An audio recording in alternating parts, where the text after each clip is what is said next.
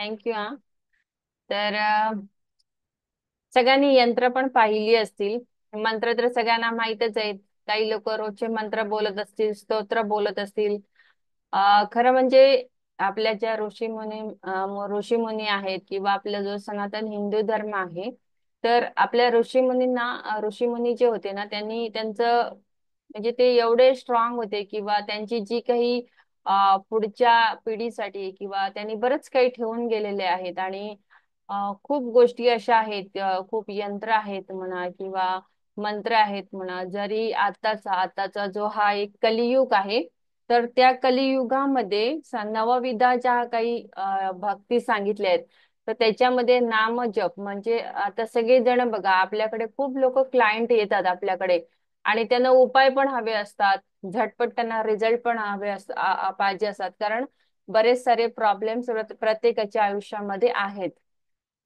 तर पहिलं कसं तप केले जायचे, कुठलीही गोष्ट हवी असेल तर 12 12 14 14 वर्ष तप केले जाते. ते तुम्ही बघितलं असेल, रामायण महाभारत किंवा अजून काही सिरियल येतात टीव्हीला वगैरे, त्याच्यामध्ये बघितलं असेल किंवा काही लोकांनी वाचलं असेल की अग्नीमध्ये उभं राहून, पाण्यामध्ये उभं राहून असे जे काही तप केले जायचे आणि त्या तपाच्या माध्यमातून आपल्याला जे काही इच्छित गोष्ट हवी असेल, आपल्याला जे काही पाहिजे असेल ते मागितलं जायचं. आता जर आपण ह्या जर काळात जर आपण असं ठरवलं की 14 वर्ष मी जाऊन कुठल्या तरी जंगलात बसेन दगडावर तप करत, तर जमेल का? जातात का कोण? एक दिवस काय, 12 तास सुद्धा काय, 12 मिनिटं पण बसू शकत नाही. कारण हे कलियुग आहे. प्रत्येकाच्या हातात बघा आता मोबाईल आला. जेव्हा पूर्वी मोबाईल नव्हते, जेव्हा मोबाईलचा शोध लागला नव्हता, त्यावेळेला ह्या मोबाईल शिवाय काय अडत होतं का कोणाचं? नाही. पण जसजशी टेक्नॉलॉजी वाढत गेली, वाढत चालले, तर तस तशी आपली काय म्हणतो ती आपला वेळ, आपल्या म्हणजे प्रत्येक गोष्ट आपण वाया घालवतो. आज प्रत्येकाच्या हातात 50 50, 1 1 लाख, 1.5 1.5 लाख, 2 2 लाखाचे मोबाईल आहेत. काय गरज आहे? आपलं काम काय असतं? फक्त बोलायचंच असतं. काहीतरी व्हॉट्सअप 10 15 हजारच्या मोबाईल मध्ये पण होऊ शकतं. पण आजकाल काय झालंय, प्रत्येक जण लाख लाख 2 2, म्हणजे ज्या गोष्टीची गरज नाही अशा गोष्टीवर आपण भरपूर पैसा खर्च करतो किंवा वाया घालवतो. असंच वाया जातो ना तो. तर असंच आहे की आता हे कलियुग आहे, त्यामुळे जसजशी टेक्नॉलॉजी वाढत जाईल, जसजसे नवीन नवीन शोध जातील, तस तसा माणसाच्या बुद्धीचा ऱ्हास होत जाणार आहे. कारण माणसाची बुद्धी स्वतःहून नाही चालणार आहे. आता बघा ना, आपण सगळ्याच गोष्टीसाठी गुगल करतो, हे करतो, ते करतो. कधी कोण प्रयत्न केला का पुस्तक घेऊन वाचूया आपण, हे ऋग्वेद हे ते जे आपले वेद आहेत ते वाचूया का? बरं, कुठल्या तरी शास्त्रज्ञांनी, आताच मी त्या दिवशी एक व्हिडिओ बघितला, एका शास्त्रज्ञांनी सांगितलंय की पृथ्वी गोल आहे किंवा हे जे काही गोष्टी त्यांनी शोध लावला, हे जे काही हे म्हणजे पृथ्वीच्या भोवती सूर्य फिरतो किंवा हे जे काही जो शोध आहे ते कुठल्या तरी एका इंग्लिश जो सायंटिस्ट आहे त्याच्या नावावर ते थोपवलंय आणि आता तोच आपण गिरवत बसतोय कित्ता.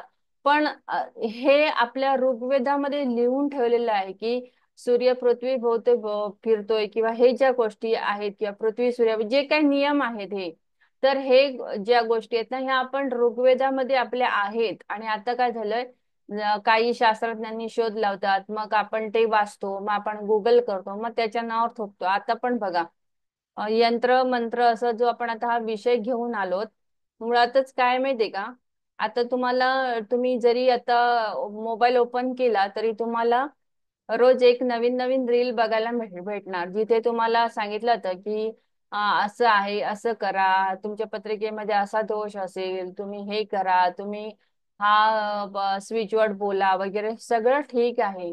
पण एकंदरीत जेव्हा एखाद्याच्या पत्रिकेचा अभ्यास करावा लागतो, त्या पत्रिकेमध्ये इतर काही गोष्टी असतात त्या बघाव्या लागतात, त्याच्यानंतर काही उपाय असतात ते द्यावे लागतात. आणि उपायाची अशी पद्धत असते, जेव्हा तुम्ही काही उपाय देतात ते सुद्धा गुप्त असले पाहिजेत. जर तुम्ही गुप्त उपाय दिलेत आणि त्या माणसाने ते गुप्त पद्धतीनेच केले, तरच त्याचे रिझल्ट येतात.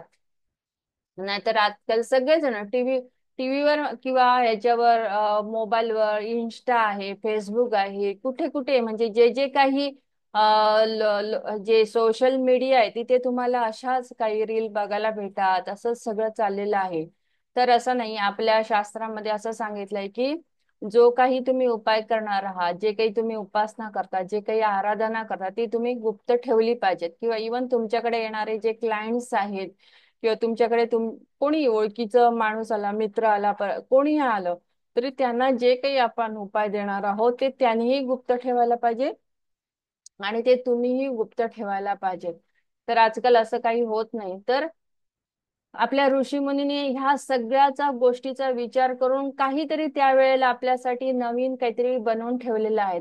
ते म्हणजे काय आहे, तर काही यंत्र आहेत, काही मंत्र आहेत आणि त्याची उपाययोजना कशा करायच्या किंवा काय, हे आपल्या, जर तुम्ही रावण संहिता आहे किंवा ह्या ज्या काही मोठे मोठे ग्रंथ आहेत ना, या ग्रंथामध्ये तुम्हाला ऑलरेडी आताही बघायला भेटतील की ते यंत्र कशी तयार करायची, मंत्र म्हणण्याची पद्धत आहे. आता आपण जपमाळ जी घेऊन बसतो ना हातामध्ये, ती जपमाळ कशी हे करायची, एनर्जाइज कशी करायची किंवा ती वापरायच्या आधी तुम्हाला काय प्रोसेस आहे, हे तुम्हाला सगळं डिटेल्स मध्ये बघायला मिळतं, वाचायला मिळतं. आणि तसं जर आपण केलं तर त्याची रिझल्ट सुद्धा खूप अप्रतिम आहे. तर आता आपण बघूया यंत्र किंवा मंत्र. मंत्र म्हणजे काय, मंत्र कशा म्हणजे कसं हे करू शकतो आपण.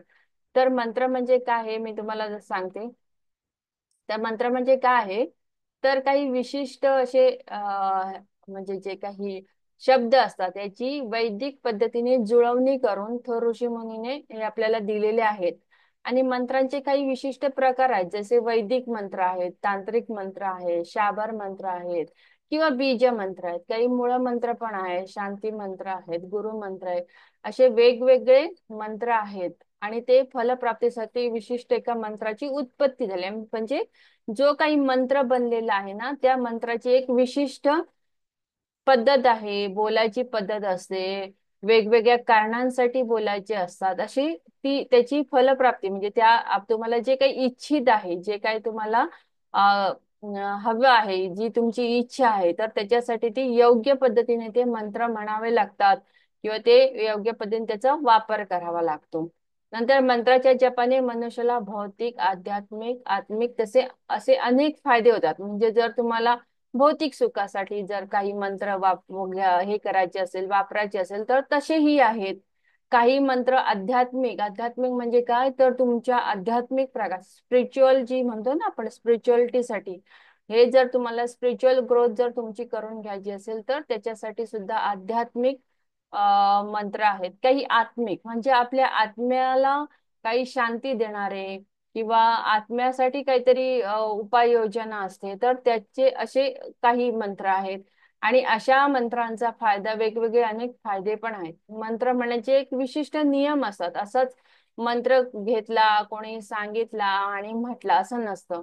मंत्रांची जप करायची संख्या पण असते किंवा त्या जपमाळेचा उपयोग कसा करावा. म्हणजे आता जसं मी सांगितलं की एखादी जपमाळ जेव्हा आपण वापरायला घेतो, तर ती जपमाळ सिद्ध करायची सुद्धा एक हे आहे, म्हणजे पद्धत आहे. तर ती पण विशिष्ट पद्धत असते, तशी ती सिद्ध करावी लागते, त्याच्यानंतर ती जपमाळ वापरावी लागते. तर अशा काही आपल्या ऋषी मुनींनी काही नियम आपल्याला सांगितलेले आहेत. आणि हे नियम आपण जर व्यवस्थितपणे पाळले किंवा आपल्याला ते व्यवस्थितपणे हाताळता आले, तर आपल्याला जे काही पाहिजे असेल आयुष्यामध्ये, आपल्याला जे काही सुख पाहिजे असेल, तर ते सुख म्हणा आपल्याला मिळवता येतं. किंवा तुमची जे काही इच्छित गोष्टी असतात, जे काही तुम्हाला इच्छा आहे की मला हे पाहिजे, मला ते पाहिजे, तर ते मिळतात. म्हणजे मी तुम्हाला सांगते की माझ्याकडे असे क्लायंट्स आहेत की जेव्हा पत्रिका घेऊन येतात तेव्हा मी कंपल्सरी त्यांची पत्रिका बघून त्यांना लाईफ टाईम म्हणजे आयुष्यभरासाठी काही मंत्र देते की तुम्ही हे लाईफ टाईम हे मंत्र करायचे आहेत आणि हे मंत्र बोलायचे आहेत. दुसरी गोष्ट असते, काही इच्छित गोष्टी असतात, जसं संतती सुखामध्ये प्रॉब्लेम्स असतील, काही लोकांना जॉबमध्ये प्रॉब्लेम्स असतील, असे वेगवेगळे जे काही प्रॉब्लेम्स असतात त्या लोकांचे, तर त्यानुसार सुद्धा त्यांना मंत्र दिले जातात. आणि त्या मंत्रांचा उपयोग करून, वापर करून त्यांना बऱ्यापैकी रिझल्ट आलेले आहेत. अशा ज्यांना संतती नाही आहे त्यांनी सुद्धा हे मंत्र जप आहेत किंवा आपली काही स्तोत्र आहेत किंवा जे काही आपण एक यंत्र वगैरे जे आता मी सांगणार आहे पुढे, यंत्र वगैरे सुद्धा आपण वापरतो. तर ह्या यंत्राची पूजा आहे किंवा हे सगळं करून त्यांना, समजा एखाद्याला संतान आहे तर ते संतान सुख पण प्राप्त झालेले आहेत. अशा आपले जे काही मंत्र आहेत यांच्यामध्ये खूप पॉवर आहे, किंवा जी काही यंत्र आहेत आपल्याकडे ती ती पॉवरफुल असतात. कारण बघा, प्रत्येकाच्या घरामध्ये आज अ, हे असतं, फोटो वगैरे असतात, त्याची पूजा केली जाते किंवा काय. पण ते आता हा विषय मी यंत्र येईल तेव्हा बोलते. विशिष्ट एका देवतेसाठी योग्य फलप्राप्तीसाठी विशिष्ट एका मंत्राचे उच्चारण करणे अनिवार्य आहे. म्हणजे एखादी विशिष्ट देवता आहे, आता एखाद्या, आता समजा एखाद्या लेडीजला मूल नाहीये आणि तिला जर आपण संतान गोपाल आहे किंवा ह्याची जी काही मंत्र देतो किंवा त्याची जी काही फलप्राप्ती, म्हणजे ते पण व्यवस्थित त्यांनी बोलणं उच्चारणं हे पण गरजेचं असतं. त्याच्यामुळे तिची संतान प्राप्तीसाठी आपण जो मंत्र देणार, म्हणजे असे प्रत्येक वेगवेगळ्या वेगवेगळ्या कारणांसाठी वेगवेगळे मंत्र बनलेले आहेत, बनवलेले आहेत आपल्या ऋषी मुनींनी. आणि ते जर आपण योग्य पद्धतीने वापरले तर आपल्याला खूप चांगले रिझल्ट मिळू शकतात. आता या मंत्रांचा किती हे असतो सांगते तुम्हाला. आता मंत्रांचे काय काय फायदे असतात जेव्हा आपण मंत्र साधना करतो. तर मंत्र साधना जेव्हा करतो तेव्हा सगळ्यात फायदा काय असतो आपल्याला, आपल्या मनाची जी चंचलता असते ना, ही चंचलता कमी करण्यासाठी सुद्धा आपण हे मंत्र वापरू शकतो. माणसाचं मन चंचल असतं माहितीये ना. कधी कधी आपल्याला खूप सारे प्रॉब्लेम्स असतात की आपल्याला हे काही कळत नाही, काय करावं पुढे. एखाद्या वेळेला आपल्या आयुष्यामध्ये असे काही प्रॉब्लेम्स येतात, तर त्या प्रॉब्लेम्स वर सुद्धा आपण जे मंत्र आहेत ते आपण देतो आणि त्याच्यामुळे सुद्धा या मंत्रांचा खूप चांगला रिझल्ट आहे आपल्याकडे. त्याच्यानंतर आहे एकाग्र चित्त. आपल्याला आद्य देवतेशी एकरूप होण्याचा, म्हणजे तुम्हाला एखाद्या देवतेशी किंवा तुम्ही ज्या देवतेला मानता त्या देवतेशी जर एकाग्र चित्त करून जर त्याच्याशी एकरूप व्हायचं असेल, आणि तर त्याच्यासाठी सुद्धा काही मंत्र असतात. जसं आपली कुलदेवी आहे, तर आपल्या कुलदेवतेचं आपल्याला आशीर्वाद मिळणं फार गरजेचं असतं. तर अशा वेळेला आपण नेहमी कुलदेवतेची पूजा करणं, कुलदेवतेचा मंत्र म्हणणं फार गरजेचं असतं. तर त्यावेळेला सुद्धा एकाग्र चित्तेने जर आपण त्या आद्य म्हणजे तुमच्या ज्या तुम्ही ज्या देवतेशी जवळीक साधण्याचा प्रयत्न करणार आहात, किंवा जी देवता ज्या देवतेला तुम्ही मानता त्या देवतेशी तुम्हाला एकरूप व्हायचंय, तर त्या एकरूप होण्यासाठी सुद्धा काही मंत्र मदत करतात. नंतर मंत्रांच्या फलश्रुतीप्रमाणे साधनेचे फळ पण प्राप्त होते. म्हणजे जसं तुम्ही ती मंत्रांची जी साधना कराल त्यानुसार तुम्हाला त्याची फळ प्राप्ती होते. म्हणजे एवढं सगळं मंत्रामध्ये आपल्या बळ आहे. तुम्ही ऐकलं असेल की जेव्हा एखाद्या म्हणजे पूर्वीच्या काही स्टोरी आहेत की जो मृत्युंजय मंत्र आहे, तो मृत्युंजय मंत्र बोलल्यामुळे सुद्धा कोणाचा मृत्यू टळलेला आहे. अशा म्हणजे असे काही आपल्या आख्यायिका पण आहेत आपल्या ग्रंथांमध्ये की त्याच्यामुळे आपला हे टळलाय. किंवा जसं हे आहेत, प्रल्हाद आहे, प्रल्हाद, भक्त प्रल्हाद, हे सुद्धा जेव्हा सतत सतत विष्णूचं नाव घ्यायचे आणि त्या नावामध्ये एवढं बळ असायचं की त्या जेव्हा होलिका म्हणजे त्यांची आत्या ही जेव्हा अग्नीमध्ये त्यांना मांडीवर घेऊन बसलेली होती आणि तिला श्राप हे होतं, वर होता की अग्नी सुद्धा तुला जाळू शकणार नाही. पण त्या भगवान विष्णूंच्या जपामध्ये एवढं सामर्थ्य होतं की तो जो तिला वर मिळालेला तो नष्ट होतो आणि ती स्वतः जळते. आणि त्या ह्याच्या नामजपाच्या सामर्थ्यावर प्रल्हाद सुखरूप बाहेर येतो अग्नीतून. हे आपण काही आपल्या आख्यायिका आहेत आपल्या ह्याच्यामध्ये. तर ते आपल्याला माहिती आहे की ते नुसतं नावाचा जो नामजप आहे हे केल्यामुळे सुद्धा आपल्याला खूप, आता बघा काही काही शोध लागलेत. विठ्ठल विठ्ठल हा जेव्हा आपण शब्द बोलतो तेव्हा आपल्या हार्टचे काही हृदयाचे जे काही प्रॉब्लेम्स असतात ते दूर होतात. जर असे असे जर एवढं जर सामर्थ्य आपल्या मंत्रांमध्ये आहे, तर आपण मंत्रांचा का वापर करत नाही? किती लोक आहेत की आपण रोज बसून मंत्र व्यवस्थित म्हणतोय किंवा काय करतोय, तर असं कधीच कोणी काही करू शकत नाही. फक्त काय, आज लोकांना कसं झटकेपट, मला काय करायचंय, आज मी केलं काही उपाय केले की उद्या मला त्याचं फळ पाहिजे, तर तसं नसतं. तुम्हाला त्याच्यासाठी तेवढी वेळ द्यावा लागतो. आणि तेवढा वेळ गेल्याच्या नंतर मग तुमचं, आणि नुसतं मंत्र म्हटलं म्हणजे की ह्याच जन्मामध्ये असं नाही. मंत्र म्हणत असतात किंवा तुम्ही जे काही जप करत असता, तर तुमच्या कित्येक जन्मांचे जे काही कार्मिक गोष्टी असतात, कित्येक जन्मांमध्ये आपल्या हातून काही नेगेटिव्ह गोष्टी घडलेल्या असतात, आणि त्या गोष्टी ज्या आपण आता ह्या जन्मात घेऊन आलो, तर हळूहळू ते कमी कमी कमी होत जातात, आणि आपलं जे काही पुण्य आहे वाढत जातं. म्हणून लोक खूप, म्हणजे काही लोक आयुष्यभर, म्हणजे म्हणतो ना मी, काही लोक अशी पण भेटतात मला की मी खूप वर्ष झाली, 25 वर्ष झाली, 30 वर्ष झाले, मी ही गोष्ट करतो, ही गोष्ट करते, मला अजून रिझल्ट मिळत नाही. तर ह्याचं कारण हेच असतं की तुम्ही जे जे काही करता, तर ते ते जे तुमचे काही कार्मिक गोष्टी असतात त्या हळूहळू हे होऊन जातात, निघून जातात. आणि तुम्ही पुढे पुढे पुढे जे आता ह्याच्या पुढचे जे आत्म्याचे प्रवास असणार आहेत, त्याच्यामध्ये तुमची जी जी काही हे झालेले आहेत, प्रॉब्लेम झालेले आहेत, किंवा तुमची जी काही नेगेटिव्ह कर्म आहे ती जेव्हा नष्ट होतील, तेव्हा पुढचे जन्मांमध्ये सगळं आपल्याला चांगलं मिळणार आहे. म्हणून तो वेळ लागतो. म्हणजे झटपट काही मिळत नाही, तेवढं तेवढं आपल्याला सगळं द्यायला लागतं. कारण जर तुम्ही महिन्याच्या एंडिंगला 1 लाख रुपये पगार घेत असाल, तर तुम्हाला महिन्याचे 30 दिवस तुम्हाला तिथे काम करायला लागतं. बरोबर टाइम टू टाइम जायला लागतं. नाहीतर काय करतो, बॉस असतो, बॉस ओरडतो, नाहीतर आपले जे काही सिनियर असतात ते आपल्याला शिव्या देतात. जर एखाद्या दिवस सुट्टी हवी असेल, मग भले काही असू दे, तर आपल्याला काय ती मागावी लागते, आम्हाला सुट्टी दे. आपलं म्हणजे आपल्यावर पूर्ण वर्चस्व असताना हे त्या लोकांचं असतं. बरोबर की नाही? मग ह्या भगवंतांनी आपल्याला सगळंच फुकट दिलेलं आहे. काय आहे, तुम्ही काय देताय भगवंताला? बरं आहे, काय देता तुम्ही भगवंताला? आपला ही जी बॉडी आहे, आज जर हा देह आपला, त्याची किंमतच करू शकत नाही, तरी पण लोक बघा, आज एखादी किडनी खराब झाली तर 5-5, 10-10 लाख रुपये भरून ती आपल्याला हे करावं लागते, रिप्लेस करावं लागते, किंवा तिथे की दुसरी किडनी लावावी लागते. लिव्हर सारखे प्रॉब्लेम्स आता चालू आहे, तर लिव्हर सारखा लिव्हर एकतर भेटतच नाही. पण जर ट्रान्सप्लांट करायचं असेल तर कित्येक महिने वाट बघावी लागते, किंवा ते झालं तर त्याला किती लाखांमध्ये खर्च असतो. मग ह्या जर एवढ्या एवढ्या असे पार्ट, पण ते खूप महत्वाचे आहेत, खूप उपयोगी आहेत. जर एखादा अवयव आपल्या शरीरातला जर नष्ट झाला किंवा त्याला काहीतरी प्रॉब्लेम झाला, तर आपल्याला किती त्रास होत असतो, किती वेदना होत असतात. आणि हे जे सगळे एवढे महत्वाचे पार्ट जेव्हा आपल्याला देव देतो, आपल्याला तो परमेश्वर देतोय, ती एक शक्ती आपल्याला जर ह्या गोष्टी देतो, तर आपण त्याच्यासाठी काय देतो?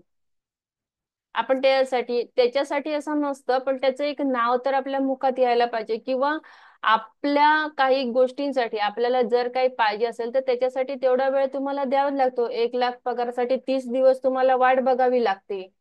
बरं आहे की नाही? आणि ते सुद्धा कसं धक्के खात, मुंबईमध्ये राहणारी आता तुम्ही लोक आहात, तुम्हाला माहिती आहे की लोकलमध्ये कसे धक्के खावे लागतात सकाळच्या वेळेला. त्याच्यात अजून 2-4 लोक शिव्या देतात रोज, भांडणं असतात, कोण काय काय बोलतं. म्हणजे जर लेडीज डब्यात चढाल ना, तर बापरे बाप, कानावर हात ठेवून गेलेलं बरं असतं. कारण मी मुंबईमध्ये असायचे तेव्हा हा अनुभव मी घेतलेला आहे. अरे काय भांडतात, म्हणजे सगळी लोक बघत असतात, कोणी तुमचं भांडणं सोडवायला येत वगैरे कोणीच नसतं.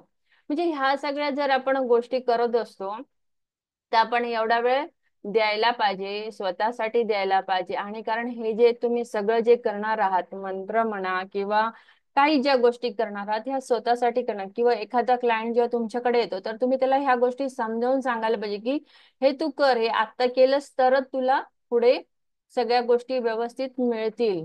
आणि जे काही आपलं आयुष्य आहे, जे काही आपलं हे भौतिक, आपल्याला जी भौतिक सुख पाहिजे आहेत ना, ती भौतिक सुख सुद्धा आपल्या ह्या ब्लॉकेज मुळे, जे काय आपले ब्लॉकेज असतात ना, आता एखादा खूप मेहनत करतो, मेहनत करतो, मेहनत करतो, पैसे येत नाही, बरं की नाही? आलेला पैसा टिकत नाही. आज लोक, आज माझ्याकडे असे किती क्लायंट येतात, मॅडम आमच्याकडे एवढे पैसे येतात हो, पण आमच्या घरात एक पैसा टिकत नाही. ह्याचं कारण काय असतं? तुम्ही जर तुमच्या घरामध्ये 4-4 लोक कमवत असतील, तर पैसा का टिकू नये? तर ही तुमची कर्म असतात, हे तुमचं काहीतरी कार्मिक हे असतं. त्याच्यामध्ये जर तुम्ही ह्या गोष्टी हे केलात, म्हणजे काही आध्यात्मिक गोष्टी आहेत, काही तुमच्या घरामध्ये रेग्युलर स्पिरिच्युअल ज्या काही सर्व्हिस आहेत त्या जर तुम्ही केलात, तर खूप लोक म्हणजे कमी पैशात सुद्धा खूप आनंदी राहणारी लोक आहेत.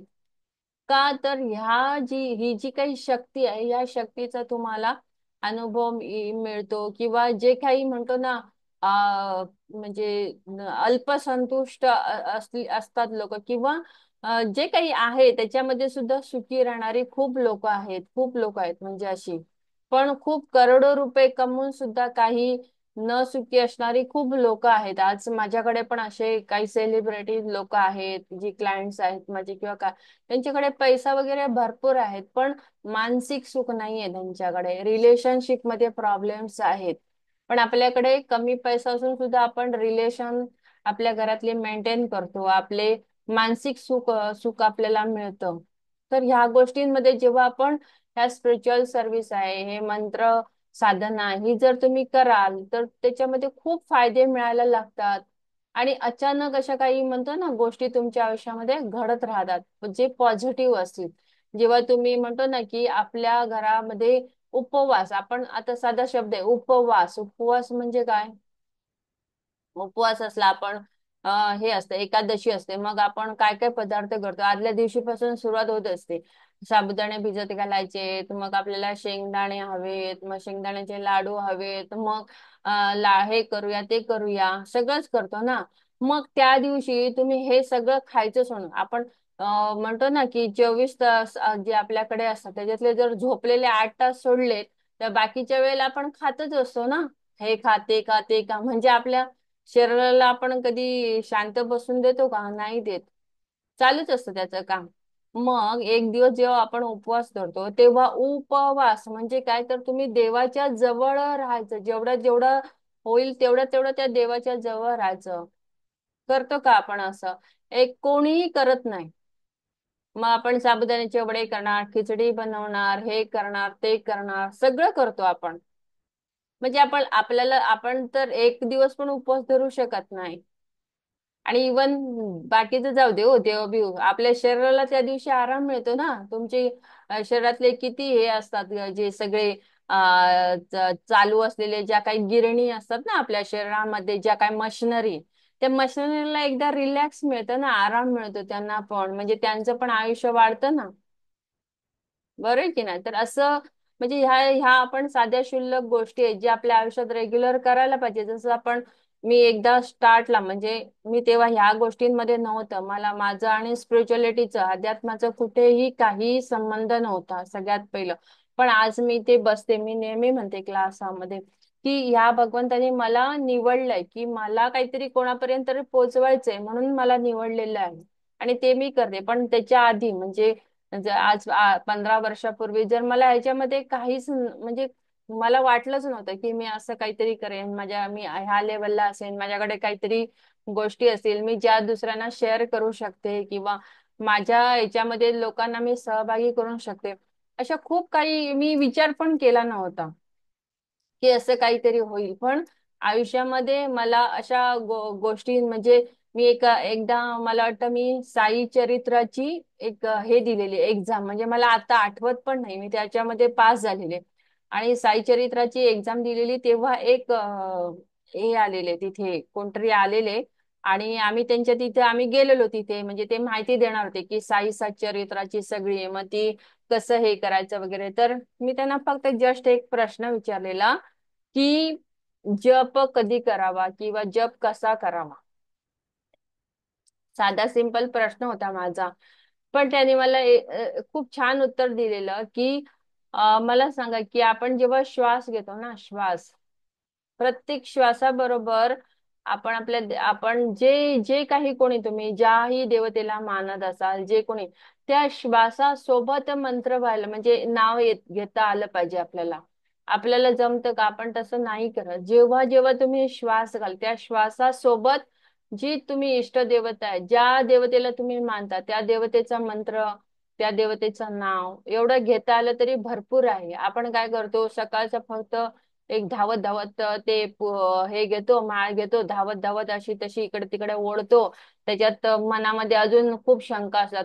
अरे आता काय नवऱ्याला द्यायचंय, कुठल्या भाजी करू, संध्याकाळी मग काय करू, आता माझी ट्रेन भेटेल का, आज कुठला ड्रेस घालू, मग ऑफिसमध्ये असं होईल तसं होईल, किंवा म्हणजे अनेक प्रश्न असतात आपल्यामध्ये. ते शांत चित्ताने आपलं ते जे बसतो ना ते होतच नाही.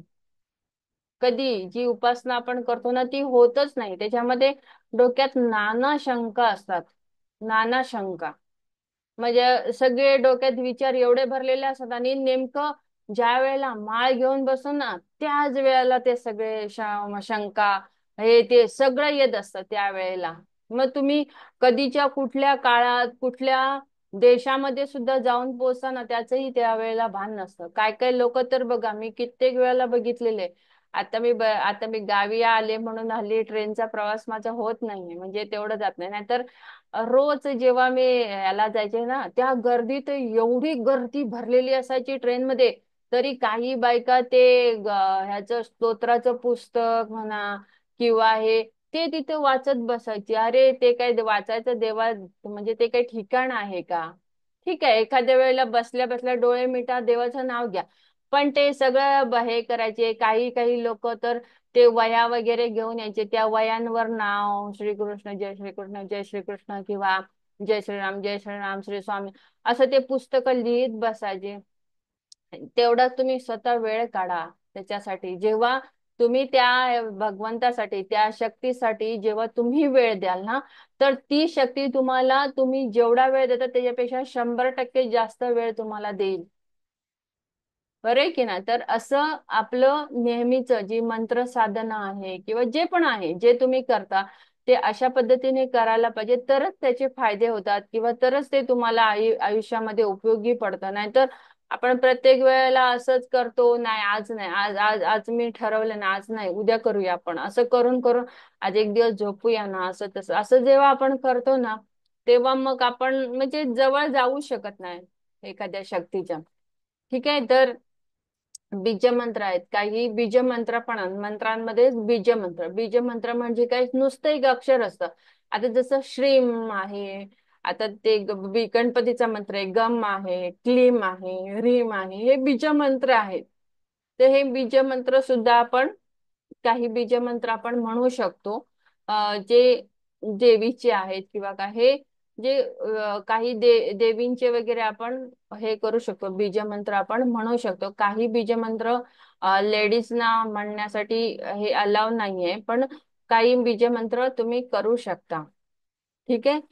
तर साधक ज्या देवतेची कुठल्याही फलितासाठी उपासना करत असेल ना त्या देवतेचं नाव म्हणजे उदाहरणार्थ गणपती, म्हणजे जी काही देवतेंची नावं असतात ती पण, म्हणजे तुम्ही ज्या देवतेंची नावं बाबा तुम्हाला उपासना करायची आहे, तर त्या गणपतीची नावं पण तुम्ही घेऊ शकता. नुसतं गणपती नमः किंवा ओम श्री विष्णवे नमः किंवा बाकी आपले नवग्रह आहे त्या नवग्रहांचे जे काही मंत्र आहेत तेही तुम्ही घेऊ शकता. अशा पद्धतीने तुम्ही हे मंत्र साधना झाली. ठीक आहे. त्याच्यानंतर आता आपण यंत्र बघूया. यंत्र साधनेमध्ये आपण यंत्र साधनेमध्ये काय काय असतं, यंत्र साधना म्हणजे काय आहे ते बघूया. तर यंत्र म्हणजे काय, ज्या ऊर्जा वापरून इष्टकाम, म्हणजे इष्टकाम जे काही करायचं असेल तर एखाद्या देवतेची जी काही ऊर्जा वापरून ना असं एक उपकरण बनवलं जातं. उपकरण म्हणण्यापेक्षा ते एक यंत्र असं बनवलं जातं. यंत्र मी दाखवते तुम्हाला. आणि हे ऋषी मुनीने ना आमचे आपल्या खूप म्हणजे यंत्र यंत्र ही जी बनवलेली आहेत ना, पूर्वीच्या काळी देवदेवतांचे फोटो नव्हते किंवा फोटोची पूजा केली जात नव्हती, यंत्रांची पूजा केली जात होती. आणि यंत्र ही वेगवेगळ्या आकारांची यंत्र असतात, वेगवेगळे आकार वापरून त्या यंत्रांची पूजा हे प्रतिकृती केली जायची. आणि हे ऋषी मुनींनी खूप पूर्वीपासून बनवलेली आहेत ही यंत्र. आणि आता आपण काय झालं माहिती का, आपल्या घरामध्ये फोटो लावतो किंवा कुठल्या तरी देवतेचा, आता गणपतीचा फोटो आहे किंवा विष्णूचा फोटो आहे, लक्ष्मीचा फोटो, हे फोटो लावतो. पण ह्या फोटोंपेक्षा जी काही यंत्रांची जी काही हे आहे ऊर्जा आहे ही कित्येक पटीने जास्त असते. आणि ही यंत्र जेव्हा आपण वापरतो किंवा ही यंत्र जेव्हा आपण आपल्या घरामध्ये वापरतो किंवा काय ना,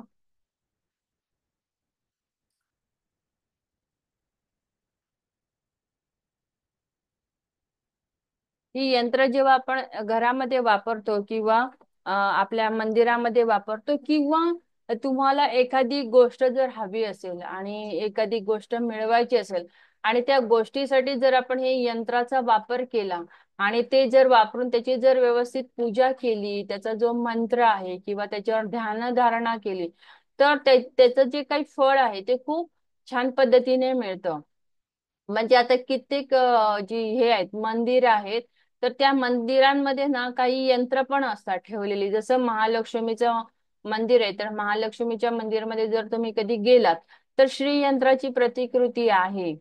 हा काही बऱ्याच ठिकाणी आपल्याला मूर्त्या बघायला मिळतात, पण यंत्र ही खूप म्हणजे खूप ह्याची आहेत, म्हणजे तुम्हाला खूप ऊर्जा देणारी आहेत. आणि यंत्रांचा वापर आता जसं की मी पण वास्तू रेमेडीज करते, तर मी ना यंत्रांचा वापर जास्त करते. म्हणजे मला यंत्रांचा रिझल्ट पण खूप छान आहे. मी कोणाच्याच घरात कधी पिरॅमिड्स किंवा काय असं काही वापरलेलं नाही. मी बहुतेक ठिकाणी यंत्र वापरलेली आहेत. कारण त्याचं कारण सांगते तुम्हाला. आपल्या ज्या घरामध्ये वास्तुपुरुष असतो म्हणतो ना, की वास्तुपुरुष हा आपल्या पूर्ण घरामध्ये आहे. आपलं जे घर आहे त्याच्यामध्ये पूर्ण वास्तुपुरुष पसरलेला आहे. म्हणजे तुम्ही म्हणाल की वास्तुशांती करतो तेव्हा फक्त वास्तुशांती करतो तेव्हा ते जे वास्तुपुरुष आपण निक्षेप करतो ती तेवढीशीच मूर्ती अशी नाही, तर आपल्या घरामध्ये पूर्ण वास्तुपुरुष पसरलेला असतो. अशी एक आख्यायिका आहे की जेव्हा राक्षसांचं आणि राक्षस आणि देवतांचं जेव्हा युद्ध चाललेलं होतं, तेव्हा शंकरांनी जेव्हा घाम घाम आला म्हणून शंकरांनी जेव्हा घाम पुसून जेव्हा जमिनीवर टाकले, त्यातून एक राक्षस म्हणू शकत नाही, पण एक हे उत्पन्न झाला. आणि त्याच्या तो जेव्हा उत्पन्न म्हणजे एक प्रतिकृती अशी किंवा एक हे म्हणू शकतात, उत्पन्न झाल्याच्या नंतर अ, तो काय करायला लागला, त्याला खूप भूक लागलेली म्हणून त्यांनी काय केलं की तो देवांना पण खात होता आणि राक्षसांना पण खात होता. पण हे जेव्हा शंकर भगवानांच्या लक्षात आलं की असं असं होतंय, तर त्यांनी काय केलं, त्या ह्याला पायाखाली म्हणजे उभे राहिले, त्याच्या आपल्या त्या पायाखाली टाकलं आणि त्याच्यावर उभे राहिले आणि युद्ध झालं. युद्ध जेव्हा त्यांना उपरी टाकलं होतं जमिनीवर, तेव्हा त्या पूर्ण त्या ह्याच्यावर पूर्ण जे काही राक्षस म्हणूया आपण त्याला, तर त्या पूर्ण त्याच्या शरीरावर ना सगळी काही काही ठिकाणी सगळे देवता बसलेले आहेत. आणि असे प्रत्येक ठिकाणी ज्या ज्या ह्याच्यावर देवता बसलेले आहेत ना, त्या त्या देवता देवता जर समजा तुमच्या घरामध्ये एखादा कट्स आला किंवा एखाद्या ठिकाणी चुकीच्या ठिकाणी टॉयलेट आला, तर त्या ठिकाणी जी काही देवता आहे ना, देवता ते देवतेचे जे काही तुम्हाला ब्लेसिंग हवे ते ब्लेसिंग मिळत नाही. म्हणजे समजा तुमच्या घरामध्ये ब्रह्मतत्व आहे, मध्येच आहे ब्रह्मतत्व, म्हणजे काय तर तिथे ती ब्रह्मांची उत्पत्ती म्हणजे ब्रह्माचं स्थान आहे, ब्रह्मदेवांचं स्थान आहे. ब्रह्मदेव काय करतात, उत्पत्तीचं कारागृह आहे जेव्हा, आणि ते पोटावर आहे, आपलं जे नाभी आहे ना तिथे आहे ब्रह्मस्थान. तर हे जेव्हा ब्रह्मस्थान बिघडतं, तिथे टॉयलेट बाथरूम आला, अजून काय आलं, तर तिथे काय होतं, पोटाचे आजार आहेत, नवीन मूल जन्माला न येणं वगैरे वगैरे ह्या गोष्टी होऊ शकतात. मग ह्या वेळेला ना त्या ब्रह्मस्थानामध्ये जेव्हा तुम्ही ब्रह्मांचं यंत्र लावता किंवा काय लावता, तेव्हा त्याची जी काही एनर्जी आहे ना ती वाढते आणि जे काही तुम्हाला दोष असतात, जे काही प्रॉब्लेम्स असतात ते हळूहळू निघून जातात. लक्षात आलं? म्हणजे असे जे पूर्ण त्या शरीरावर बसलेले जी काही देवता आहेत, म्हणजे आपले 32 दरवाजेच आहे, त्याच्यामध्ये जे काही असे मिळून जे काही देवता आहेत, त्या देवतांचं जेव्हा ते त्या त्या ठिकाणी जेव्हा प्रॉब्लेम्स होतात, तर त्या त्या देवतांचं ते यंत्र तिथे आम्ही लावतो आणि त्याची एनर्जी वाढवतो. तर अशी यंत्राची खूप म्हणजे खूप चांगली यंत्र फायदे देतात तुमच्या घरामध्ये. आता बघा, तुम्ही श्रीयंत्र आहे, जे श्रीयंत्र जेव्हा तुम्ही घरामध्ये बसवता, तर श्रीयंत्र म्हणजे काय आहे, तर लक्ष्मीचं यंत्र आहे. तर त्याच्यामध्ये काय होतं, आदी लक्ष्मी, आदी सरस्वती आणि आदी महाकाली ह्यांचं ते एका ठिकाणचं हे आहे, म्हणजे बनवलेलं यंत्र आहे. आणि जेव्हा हे यंत्र तुम्ही घरात ठेवता, तुमच्या मंदिरामध्ये ठेवता, तर तेव्हा या तिन्ही देवतांचे ब्लेसिंग तुम्हाला मिळतात. लक्ष्मीचं वास्तव्य सदा तुमच्या घरात राहतं. आणि तसं बघायला गेलं ना, तर ते स्वर्गामध्ये असं म्हटलं, तर मी काय बघायला गेले नाही, पण असं मी वाचलेलं आहे किंवा काय, तर स्वर्गामध्ये जे काही देवतांची घर आहे, ते साधारणतः त्या श्रीयंत्राच्या आकाराचं आहे. ठीक आहे. त्यामुळे तिथे त्या श्रीयंत्राच्या आकारामध्ये सगळे देव वास्तव्य करतात. आणि म्हणून ते श्रीयंत्र असं भरपूर मोठं असल्यामुळे आणि ते देवतांची घरं असल्यामुळे ते खूप अजून पॉझिटिव्ह आहे. आणि जेव्हा तुम्ही ते तुमच्या घरामध्ये श्रीयंत्र ठेवता किंवा काय, तर त्याची एनर्जी आपल्या घरामध्ये वाढत असते. अशी खूप सारी यंत्र आहेत की आता मूल होत नाही म्हणून आपण संतान गोपाल हे जे हे देतो, यंत्र देतो, हे यंत्राची जेव्हा पूजा करतो आपण, तेव्हा ह्या यंत्राने काय होतं की म्हणजे जर एखाद्याला संतान नाहीये तर ती संतान होण्यासाठी मदत होते त्या यंत्राची. अशी अनेक यंत्र आहेत. अनेक यंत्रांचे वेगवेगळे आकार असतात. काही त्रिकोणाकृती आहेत, काही वर्तुळ आहेत, काही षटकोन आहे, अष्टकोन आहे, किंवा कमळांच्या पाकळ्यांचे, असे खूप अनेक यंत्र आहेत.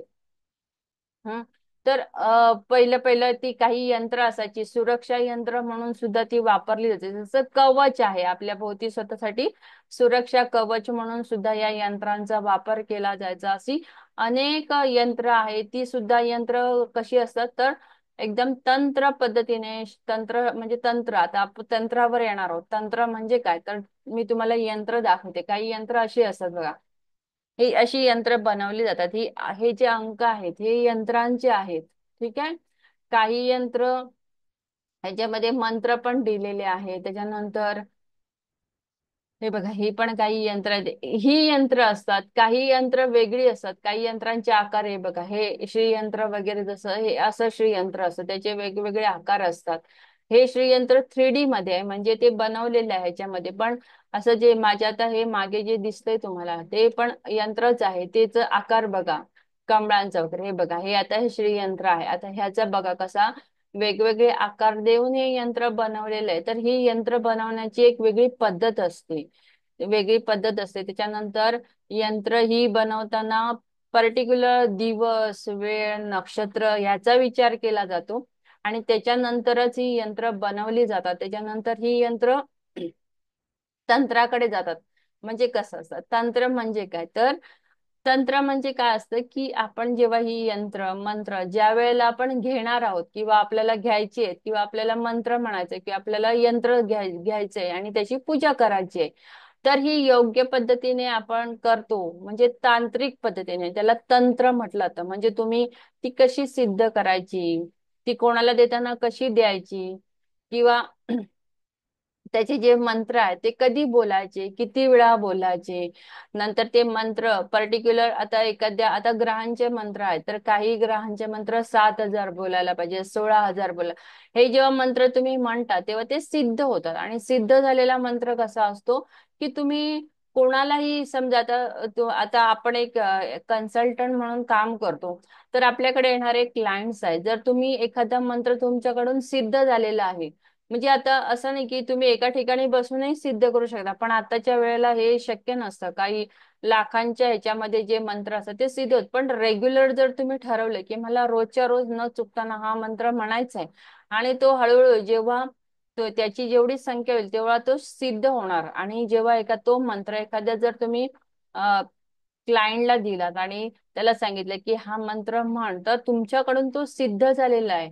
आणि तुम्ही जेव्हा त्या दुसऱ्या माणसाला देता ना, तर 100% त्याचे रिझल्ट येतात. जसं मंत्र पण आहे, ती यंत्रांच्या पण काही गोष्टी आहेत, तसंच स्तोत्र आहेत. जेव्हा तुम्ही एखाद्या व्यक्तीला सांगता की हे स्तोत्र बोल, किंवा एखादा उपाय देतात की आता जसं की आपल्या काही लोकांना पैशांचे प्रॉब्लेम्स असतात, तर आपण त्यांना सांगतो विष्णू सहस्त्रनामावली कर, किंवा तू श्री सुक्तम बोल, किंवा असे जे काही आपण उपाययोजना देतो ना रोजच्या रोज बोलायला वगैरे, हे साधे सिंपल उपाययोजना आहेत बघा.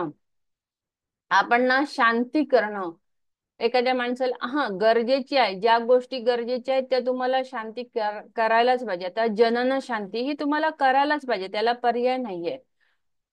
तर अशा ज्या काही शांती आहेत त्या तुम्हाला करायला पाहिजे. पण गरज नसताना जर तुम्ही म्हणलात की हा आता एखाद्याच्या पत्रिकेमध्ये मांगलिक दोष आहे, मंगळ आहे, मला सांगा, माझा स्वभाव जर रागीट आहे पण माझी जर तुम्ही शांती केली, काय केली, तर माझा स्वभाव बदलणार आहे का? नाही. तसं मंगळ आहे, मंगळाचं नेचर आहे की तो उष्णच आहे ना, किंवा तो रागीटच आहे.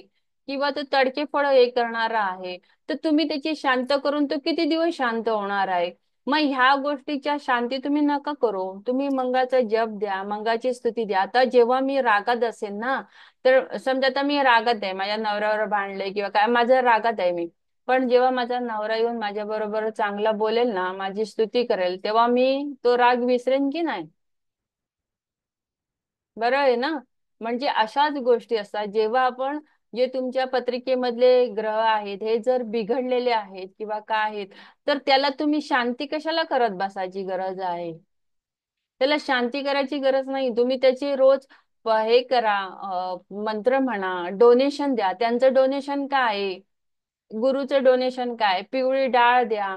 म्हणजे ती काय तुम्हाला 1 किलो 2 किलो द्यायची नाही. एक मूठ सव्वा मूठ दिली तरी त्याचं आहे की, तुम्ही तुमच्या किचन मधून एक वाटी काढली दिली चालू शकतं. मूग आहेत बुधाचे, नंतर मंगळाची तूर डाळ आहे, मसूर डाळ आहे. ह्या साध्या सिंपल रेमेडीज जर आहे, तर तुम्ही शांती करायला कशाला पाठवता? एखादा गरीब माणूस असतो, त्याच्याकडे पैसा नसतो, बरे की नाही? आणि आजकाल जिथे तिथे जिथे तिथे तुम्ही जाल ना, तिथे तिथे तुम्हाला काय आहे माहिती का? पैशांशिवाय कोणी काही बोलत नाही. पैसा द्यावा लागतो, त्याच्यानंतरच तुमचं सगळं हे केलं जातं. त्यामुळे जर तुमच्या घरामध्ये आता मी तुम्हाला सांगते, पितृदोषाच्या आम्ही जेव्हा वास्तूमध्ये जातो किंवा पत्रिका बघतो, तेव्हा सुद्धा पितृदोषाच्या दिसतं आपल्याला की पितृदोष आहे बाबा यांच्या पत्रिकेमध्ये. मग मी साधी दही भाताची रेमेडीज देते 45 दिवसाची. वेळ काढा 45 दिवस. जर तुम्हाला 10,000 15,000 खर्च करायला जमणार नसेल, तर 45 दिवस वेळ काढू शकतात की नाही? नाहीतर आज नारायण नागबळी करायला गेली तर लोक किती 7-8 हजार रुपये घेतात, त्याच्यापेक्षा जास्त पण असते. बरं आहे की ना? मग 45 दिवसामध्ये तुम्ही रोज दही भात जर ठेवला, त्याची असे कित्येक लोकांचे रिझल्ट आहेत. मला वाटतं आपल्याच ग्रुपमधले एक मॅडम आहेत, त्यांनी मला पाठवलं, त्यांच्या मुलीचं लग्न होत नव्हतं. आणि त्यांना हा पितृदोषाचा प्रॉब्लेम होता. रोज दही भात ठेवला त्यांनी आणि त्यांच्या मुलीचं लग्न झालं, काही न करता. जर तुम्हाला या साध्या सिंपल गोष्टींनी जर उपाय मिळत असेल, तर कशाला तुम्ही तुमच्या खिशातले 15, 16, 20 हजार रुपये घालवायचे? पण काय झालंय, आज आम्हाला झटपट रिझल्ट पाहिजे, मला वेळ नसतो. सकाळी आम्ही इथे जातो तिथे जातो, असं जातो तसं जातो, सगळंच जातो. पण जेव्हा जातो ना, तेव्हा आपल्या बरोबर काहीच नसतं. बरं आहे की नाही? म्हणून आताच आपल्याला वेळ काढायचा आहे ना. म्हणून ह्या तंत्र मंत्र यंत्र ही जी साधन आहे ना, ही याच्यासाठीच आहे की तुमच्याकडे येणारा क्लायंट, मी कुठल्याही क्लायंटला तू आता जा, ही शांती कर, तुझ्या पत्रिकेमध्ये दोष आहे, हा मंगळ आहे, हा राहू असा बिघडलाय तसा, कधीच नाही सांगत मी सांगते जप करा घरात बसून, दान द्या, आणि याचे रिझल्ट पण खूप छान आहेत. मी कधी कुठल्याच क्लायंटला सांग, मी त्याला आणि खरं म्हणते 10-15 उपाय कधीच देत नाही. मी पत्रिका बघते, पत्रिकेचे हे सांगते, रेमेडीज सांगते, हे रेमेडीज करा आणि या मग माझ्याकडे 15 दिवसांनी 8 दिवसांनी तुम्हाला किती फरक पडतो तो सांगा. नेक्स्ट मग जर काय वाटलंच मला की यांनी तुम्हाला रिझल्ट नाही मिळत आहे, तर मग मी तुम्हाला नेक्स्ट रेमेडीज देते. पण मी असं देत नाही कधी कोणाला, खर्चिक रेमेडीज नसतात माझ्या. मी रेग्युलर आपल्या ज्या आहेत यंत्र मंत्र ह्याच देते. यंत्र देते, एखाद्या वेळेला खूपच प्रॉब्लेम असेल तर यंत्र देते. अशा 20-20, 25-25 वर्षाच्या केसेस, म्हणजे माझे क्लायंट्स आहेत, त्यांची केस जवळजवळ 15 काय 20 वर्ष कोर्टामध्ये चाललेली. 8 जण होते ते, काहीतरी म्हणजे अशी कंपनी वगैरे काढलेली 8 जणांनी, आणि ते आधी खूप पहिले म्हणजे जेव्हा त्यांचा प्रॉब्लेम झाला तेव्हा जेल बिल मध्ये सगळं जाऊन आले. त्याच्यानंतर मग त्यांचं ते चाललेलं असं तसं तसं. मग ते माझ्याकडे आले, मग मी त्यांना साधा सिंपल बगलामुखीची रेमेडीज दिली, बगलामुखीचा जप दिला, त्यांना सांगितलं कधी कधी म्हणायचा, कसा म्हणायचा. एकही पैसा न खर्च, म्हणजे काहीही ह्याला त्याला न देता त्यांची केस नील झाली आणि ती 8ही लोक बाहेर आले. आणि काही म्हणजे त्यांना वाटत नव्हतं की आम्हाला काही ना काही याच्या पुढे कुठेतरी 1-2 महिन्यासाठी 6 महिन्यासाठी आज जावं लागेल, हे त्यांना वाटत होतं. पण असं न होताना सुद्धा झालेलं आहे. डिवोर्स सारख्या केसेस सुद्धा ह्या गोष्टीमुळे, बगलामुखीची उपासना आहे किंवा ह्या जी आहे उपासना, त्याच्यामुळे ज्या कोर्टात फाईल केसेस झाल्या वगैरे अशी लोक सुद्धा परत आता सोबत राहतात आहेत. तशा खूप साऱ्या गोष्टी आहेत ज्या आपण यंत्र मंत्र आणि तंत्र ह्या पद्धतीने जर केले तर आपल्याला खूप चांगले रिझल्ट मिळतात. खूप छान छान आपल्याकडे यंत्र आहेत जे आपण कुठेही वापरू शकतो. म्हणजे जसं की तुमच्या घरामध्ये वापरू शकतो, वास्तुदोष असतात तिथे वापरू शकतो, किंवा इवन कोणाचे म्हणजे असे काही पर्टिक्युलर प्रॉब्लेम असेल की बाबा मला, शिवाय इवन आपल्या नवग्रहांचे जे काही यंत्र आहेत, म्हणजे जशी आता मी हे आकड्यांमध्ये जी यंत्र दाखवली ती यंत्र आहेत, तर ती यंत्र सुद्धा तुमच्याकडे जेव्हा एखादा पत्रिका बघायला व्यक्ती आला की बाबा वैवाहिक सौख्यामध्ये प्रॉब्लेम येतोय किंवा माझे लग्न होत नाही, तर सप्तम स्थानाचा जो कोणी स्वामी असेल त्याचं जे यंत्र आहे ते आपण बनवायला द्यायचं, त्याची रेमेडीज द्यायची, किंवा त्याच्यामध्ये असणारा ग्रह आहे त्याचा मंत्र द्यायचा. आणि याचे पण अप्रतिम रिझल्ट आहेत. माझ्याकडे प्रमोशन होत नव्हतं, त्या बाईकडे नवीन घर घेतलं मुंबईमध्ये, ऑलरेडी एक आहे, नवीन घर घेतलं, पैसाच पुरत नाही. रेमेडीज दिली. 100 काहीतरी 53 दिवसाची रेमेडीज होती. 153 दिवस पूर्ण व्हायच्या आधी नवऱ्याचं प्रमोशन झालं. आणि स्वतः त्या बाईने लिहून मेसेज पाठवला की मॅडम तुम्ही दिलेल्या ह्याच्यामुळे एवढ्या एवढ्या दिवसामध्ये माझ्या नवऱ्याचं प्रमोशन झालं. आणि हे म्हणजे ह्या ज्या पत्रिका बघून, जर तुम्ही कोणीही पत्रिका बघणारे आहात किंवा वास्तू, तर धनासंदर्भित प्रॉब्लेम आहे किंवा धनेशाचं यंत्र आहे किंवा ह्या ज्या काही गोष्टी आहेत ना, ह्या तुम्ही देऊन त्या लोकांना खूप चांगले रिझल्ट देऊ शकता. तर असे आपल्याकडे खूप यंत्र आहेत, खूप मंत्र आहेत, हे मी सांगणार आहे. आणि आज आपला हा डेमो क्लास आहे. तर नेक्स्ट सॅटर्डे पासून आपण क्लास चालू करणार आहोत. आता इथे एक मॅडम आहेत, मंदाकिनी मॅडम, त्यांचं म्हणणं आहे की मॅडम जानेवारी पासून क्लास चालू करा, कारण मी नाहीये. असं त्या म्हणत होत्या. बघू आपण रिपीट क्लास घेऊ. तर ठीक आहे, आता मी हा क्लास डेमो म्हणून घेणार आहे. जर कोणाला ऍडमिशन घ्यायचं असेल, तुम्हाला स्वतःला घ्यायचं किंवा इतर तुमच्या नातेवाईकांमध्ये वगैरे कोणाला घ्यायचं असेल, तर तुम्ही त्यांना सांगू शकता. आपण आपल्या ह्या ज्या क्लासची फी आहे ही 2100 आहे. त्याच्याशिवाय आपण मोबाईल न्यूमरोलॉजी हा क्लास घेणार आहोत, त्याचा उद्या मी हे करणार आहे, उद्यापासून स्टार्ट करणार आहे. तो उद्यापासून स्टार्ट होईल. त्याची 3100 रुपये फी आहे. तर आता कोणाला याबद्दल काही प्रश्न विचारायचे असतील तर मला विचार.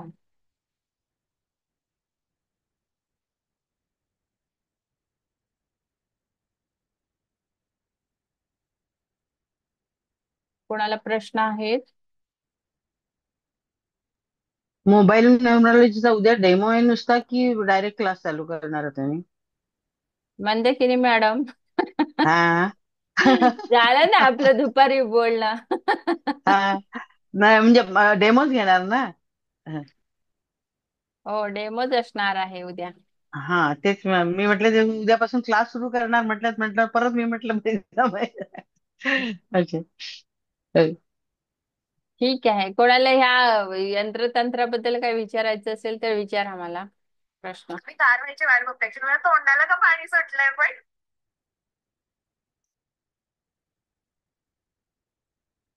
कोणाला काहीच प्रश्न नाही आहेत?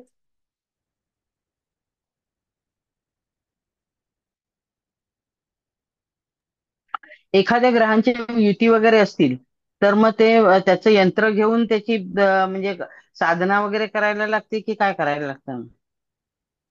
ग्रहांची युती म्हणण्यापेक्षा तो ग्रह कुठल्या घरातला आहे, कुठलं घर हा. तुमचं प्रॉब्लेमॅटिक झालंय, कुठल्या भावामध्ये आहे, हे सगळं बघून आणि ते कुठले ग्रह आहेत हे बघून मग त्याचा विचार करावा लागतो. आता दोन ग्रहांची युती असेल तर मग तो हा. दोन ग्रह म्हणजे कुठले कुठले आहेत बाबा, कुठल्या भावातून आलेत, असं ते बघून मग ती त्याची उपाययोजना दिली जाते मध्ये.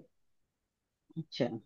मग त्याच्यामध्ये आता जे आता एखादा ग्रह समजा नीच राशीत गेला किंवा षष्टम अष्टम किंवा 12व्या 6व्या स्थानामध्ये गेला असेल किंवा त्याच्यावर दृष्टी असेल, तर हम्म. त्या ग्रहाला बघावं लागतं की तो ग्रह पापग्रहांच्या युतीमध्ये असेल तर मग ते कुठलं स्थान बिघडलं, त्याच्यानुसार मग त्या स्थानात त्या ग्रहाची उपासना आपल्याला द्यावी लागते, किंवा त्याच्याबरोबर जो काही ग्रह असतो त्याची पण उपासना द्यावी लागते सोबत. हम्म. पण ते पत्रिका बघून करावं लागतं, असंच नाही झालं.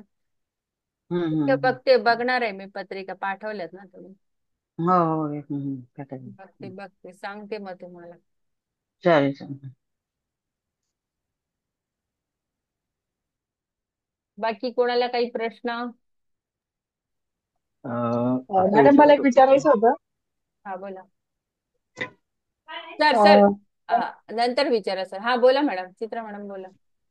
आपल्याला पर्टिक्युलर म्हणजे कुठल्या ग्रहांची सेवा किती दिवस केली पाहिजे? उपासना जी तुम्ही सांगताय 153 दिवस त्यांना दिली होती, तर मग 153च का प्रत्येक बरं? प्रत्येक ग्रहांचे वेगवेगळे हे आहेत, त्यांची जी बेरीज येते म्हणजे यंत्रांनुसार, त्यांचे जे आपण यंत्र मांडणार आहोत त्याचे ज्या काही बेरजा येतात त्याच्यानुसार ते हे असतात, उपासना असतात.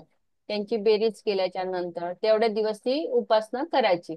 समजा त्याच्यामध्ये तुमचं काम झालं तर ते उपासना कंटिन्यू करायचं, काम झालं तरी. 153 म्हणजे 53, कारण ते तुम्ही संकल्प सोडून करावी लागते ती. हो हो हो. ते असं झालं. म्हणजे जेवढे ते दिवस आपण संकल्प सोडला तेवढे दिवस आपण करायचं. हा, जेवढे दिवस संकल्प असतो तेवढे दिवस तुम्ही ती पूजा करायचीच आहे. आणि त्याच्यानंतर मग ते यंत्राचं विसर्जन वगैरे करायचं असतं, ते पण पद्धतशीरपणेच करावं. जसं आपण गणेश मूर्तीचं विसर्जन करतो, त्याला आपण उत्तर पूजा वगैरे जशी करतो, तशी ती उत्तर पूजा अच्छा. वगैरे करूनच तो मंत्र म्हणूनच नंतर ते विसर्जन करायचं असतं. म्हणजे आधी यंत्र बनवायचं, यंत्रामध्ये जे आकडे असतील त्याची बेरीज करायची आणि त्याची हो. बेरीज जितकी येईल तितक्या दिवस उपासना हा करायची. हा. म्हणजे आणि ते पण असं असतं, जसं मी म्हणलं, तांत्रिक पद्धतीने. मग ते त्या त्या होऱ्यामध्ये असते, तेवढ्या वेळामध्येच करायची असते. ते सगळं म्हणजे त्या आपण तसं सांगतो की या होऱ्यामध्ये आता एखाद्या समजा आता मंगळाचं यंत्र देणार आहोत आपण, तर मंगळाचं हा. यंत्र देताना मग त्याचा होरा असतो सकाळचा. अच्छा पहिला अच्छा. मंगळवारी मंगळाचा पहिला होरा असतो, मग त्या तेवढ्या वेळामध्ये ते यंत्र बनवायचं आहे आणि त्याची बर. पूजा करायची, अशी असतं ते. अच्छा अच्छा. ओके, आलं मी ते लक्षात. असं म्हणते, म्हणजे यंत्र पण झालं, मंत्र पण झालं आणि तंत्र पण झालं. कारण तांत्रिक दृष्टीने जे तांत्रिक दृष्ट्या आहे, तांत्रिक गोष्टी हा आहेत त्या हा, सगळ्या व्यवस्थित, टेक्निकली पण आपण बघायचं करतोस. टेक्निकली पण आपण ते सगळं फॉलो करायला पाहिजे, असं आहे. ते बोला सर. त्यांच्याकडून करून घ्यायचं. हो, समोर. यंत्र पण त्या जी ज्यांचा प्रॉब्लेम आहे त्यांनाच बनवायला सांगायचं, तुम्ही बनवून वगैरे द्यायचं नाही. हा, आणि बाकीची ओके ओके. काही यंत्र आहेत आपल्याकडे, ती आपण यंत्र समजा काही कॉपरच्या याच्यावर वगैरे देतो ना, ती तुम्ही अशी हा यंत्र हा. देऊ शकता. बरं बरं. जसं श्रीयंत्र आहे, ते श्रीयंत्र तुम्ही तुम्ही स्वतः सिद्ध करून द्या, त्यांना हरकत नाही. कारण आपण कसं आहे ना, हम्म. आपण तांत्रिक पद्धतीने शुद्ध हे करून देणार आहे, चार्ज करून देणार आहे. जसं कुबेर यंत्र आहे, तर कुबेर यंत्र सुद्धा तुम्ही चार्ज करून द्या. चार्ज करून त्यांना मग त्यांच्या हा. पद्धतीने त्यांना सांगायचं की तुम्ही अशी अशी पद्धत, म्हणजे ते आपण नंतर मी सांगणारच आहे कसं काय हो हो करायचं. हो हो हो हो, आलं लक्षात. थँक्यू. Okay, welcome. बोला प्रकाश सर. अ, असं विचारत होतं का, म्हणजे ह्या कार्यशाळेमध्ये फक्त तुम्ही कोणतं यंत्र हे करायचंय ते दाखवणार आहे, आणि त्याच्यावर काय काय विधी करायचे, काय करायचे, फक्त एवढं प्रात्यक्षिक असं होणार नाही त्याच्यामध्ये? प्रात्यक्षिक पण बघूया ना आपण. आता समजा पत्रिका आहे, त्या पत्रिकेचे पण बघू ना आपण, काही दोष असतील किंवा काय असतील, हे पण आपण दाखवणार ना तुम्हाला. तर बाकीची यंत्र समजा, जी काय बाकीची दुसरी यंत्र, जसं आता मी म्हटलं की बगलामुखी यंत्र आहे, तर बगलामुखी यंत्र कधी आपण समजा, तर तुमच्याकडे एखादा माणूस आला की बाबा माझं कोर्ट मॅटर आहे किंवा जलसी आहे, मला शत्रू भय आहे, म्हणजे जास्त शत्रू वाटतात मला कुठेही, तर अशा वेळेला तुम्ही त्याला बगलामुखीची उपासना द्या, मंत्र द्या. जर तुमच्याकडे यंत्र पॉसिबल आहे देण्यासारखं, कारण ते बगलामुखीचं यंत्र जसं आता हे डायमेन्शन मध्ये, म्हणजे जसं आता माझ्या मागे आहे, तसं असतं ते यंत्र, ते काही अंकांमध्ये नसतं. त्यामुळे ते तुम्ही तुमच्याकडे जर अवेलेबल असेल तर तुम्ही ते यंत्र देऊ शकता की बाबा हे याची पूजा कर म्हणून, हे सांगू शकता तुम्ही. बाकीची जी यंत्र आहेत जशी आपल्या अंकांची आहे, ती आपण बघणार आहोत, कशी अंकांची यंत्र कशी मांडायची आहेत, कशी करायची आहेत, मग त्याचे किती दिवस असतात, किती दिवसाचं ते द्यायचं असतं, हे मी ते दाखवणार आहे तुम्हाला. आणि मंत्र आहे, ते मंत्र तुम्हाला प्रत्येकाचे मी देईनच, कुठल्या कुठल्या यंत्राचं कुठलं हे आहे. किंवा आपण त्याच्यामध्ये हे पण बघूया की घरामध्ये पण कधी वास्तुदोष असेल एखादा, तर ते कुठलं यंत्र आपण लावायला पाहिजे वगैरे. ते तुम्ही कसं, ते तुम्हाला यंत्र मिळू शकतात, जसं कॉपर मध्ये वगैरे जशी येतात यंत्र, तशी ती मिळतात तुम्हाला यंत्र बाहेरून. ठीक आहे. म्हणजे काही गोष्टींचं प्रात्यक्षिक पण करून दाखवणार तुम्ही हो हो नेमकं हो काय हो करायचं हो. काय. काही गोष्टी जर दाखवणार ना, आता एखादी कुंडली जेव्हा तुमच्याकडे आली, तर मग त्या कुंडलीनुसार तुम्हाला कुठलं यंत्र द्यायचं ते आपण एक दोन पत्रिका बघूया ना, की काय प्रॉब्लेम आहे, तर आपण काय कसं द्यायला पाहिजे ते आपण ते बघूया. ते दाखवेन मी एखादी पत्रिका, किंवा तुमच्याकडे एखाद दुसरी कोणाच्या पत्रिका असतील की बाबा हे प्रॉब्लेम्स आहेत, तर आपण त्यांना काय यंत्र किंवा काय उपाययोजना द्यायचं हे आपण बघूया मग. मग आता हे जे मंत्र सगळं लिहून घ्यावं लागणार का लिखित स्वरूपात पण काही नाही मिळणार? नाही, मी काहींचे तुम्हाला देणार आहे.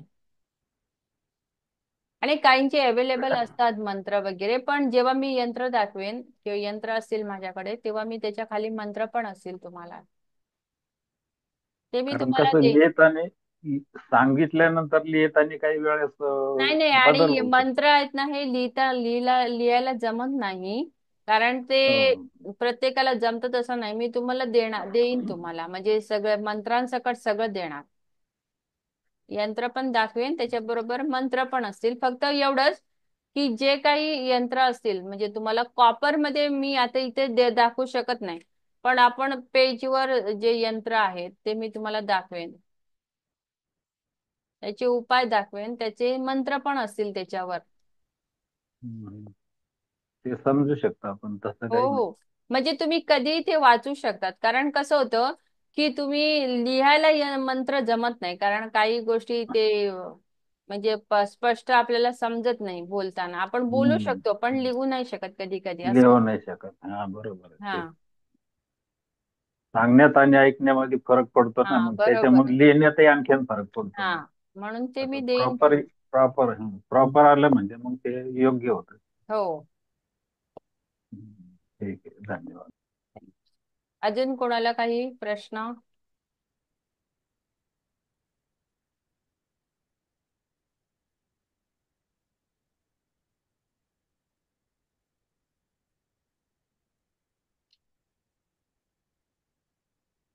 इथे तंत्र म्हणजे एक्झॅक्टली काय एक्सपेक्टेड आहे? तंत्र म्हणजे म्हणजे एक लिहायचं कसं? टेक्निकली तुम्ही त्यांना कसं हे करायचं, संकल्प कसा घ्यायचा, ते सिद्ध कसं करायचं, ते कसं वापरायचं, ते कसं ठेवायचं, त्याचा मंत्र कसा बोलायचा, किती वेळा बोलायचा, ह्याला तांत्रिक म्हणजे टेक्निकल. तुमच्याकडे कसं इंजेक्शन कसं द्यायचं, ते भरायचं कसं, नस कशी शोधायची, हे जे तुम्ही आहेत ना, डॉक्टर आहात ना तुम्ही, हे टेक्निकली या गोष्टी शिकताना स्वतःच ते टेक्निकली सांगितलं जाणार, म्हणजे कसं ठेवायचं तांत्रिक दृष्ट्या, आपण कसं त्याच्यावर हे करायची. Okay okay. नाही ते तंत्र म्हणजे दुसरं पण एक हे असतात ना, दुसऱ्या तांत्रिक गोष्टी वगैरे तसं. ते वेगळं आहे. हा. ते वेगळं तेच आहे. म्हणून. हा. त्या तांत्रिक साधना वेगळ्या असतात. म्हणजे, जे पण मग बगलामुखी साधना ही तांत्रिक आहे की ही आहे? तांत्रिकच आहे. तांत्रिकच आहे, हं, पण ती कशी आहे ना, ती तुम्ही नॉर्मल माणूस पण करू शकतो, अशा साधना पण आहेत ना तांत्रिक. आता हं, आम्ही हिलिंग हं, करतो, हे पण तांत्रिकच आहेत. ही हं, तांत्रिकच शक्ती आहे. पण ती कशी हं, तंत्र वापरून करता ना तुम्ही, म्हणून ती तांत्रिक. आणि बघा, अघोरी काही गोष्टी असतात किंवा काय असतात, त्या पण चांगल्याच गोष्टी असतात, पण आपण त्याचा कुठे वापर करतो, कसा वापर करतो ना, ह्याच्यावर डिपेंड असतं. लक्षात आलं का? तुम्ही जर एखादी हं, एक अगोर मध्ये पण काही गोष्टी असतात ज्या तुम्ही चांगल्यासाठी वापरल्या तर त्याचे चांगले रिझल्ट, जर वाईट गोष्टी हं, करण्यासाठी वापरल्या तर वाईट रिझल्ट, अशा असतात ना ते. म्हणजे सगळ्याच हं, गोष्टी अशा काही हे नसतात, आणि वाईट नसतात. काही गोष्टी हं. पॉझिटिव्ह पण असतात, असं पण आहे. ओके.